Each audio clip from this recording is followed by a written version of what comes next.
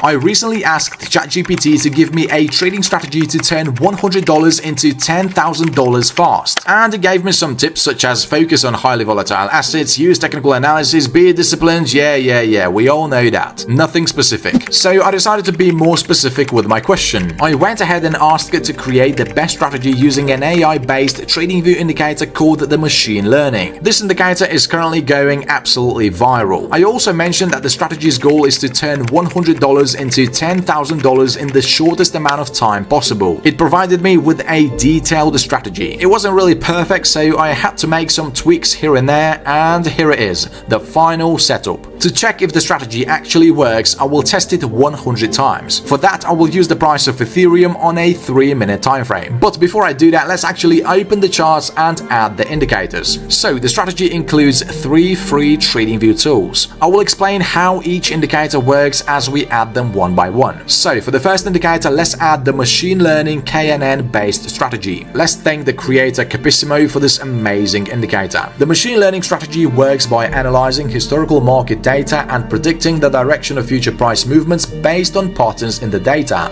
KNN is a classification algorithm that determines the class of a data point based on its nearest neighbors in a feature space. In the context of trading, KNN can be used to classify whether a stock price is likely to go up or down based on its historical data. To use KNN for trading, historical price data is first collected and transformed into a feature vector. The feature vector can include technical indicators such as moving averages, the relative strength index, and momentum indicators. The KNN algorithm is then applied to the feature vectors to classify whether the stock price is likely to increase or decrease. This indicator is not repainting, however, you do have to wait for the candle bar to close before you can consider a signal to be valid. It is also very simple to read. The indicator basically prints blue and pink labels which are buy and sell signals. Depending on the strength of the signals, labels may have lower or higher opacity. Of course, we cannot use this indicator on its own as this will lead to a lot of false signals. That's why we need to add the next indicator, which is called the EMA ribbon by Dominic Ossiletti. The exponential moving average ribbon is a trading indicator that consists of multiple exponential moving averages plotted on a price chart. This tool is used to identify the direction and strength of a trend in the market. The EMA ribbon is created by plotting several EMAs with different time periods. The moving averages are then stacked on top of each other, creating a ribbon-like appearance on the chart. When the ribbon is sloping upwards, it indicates that the market is in an uptrend, and when the ribbon is sloping downwards, it indicates that the market is in a downtrend. The EMA ribbon will help us identify potential buy or sell signals based on the direction of the trend and the location of the price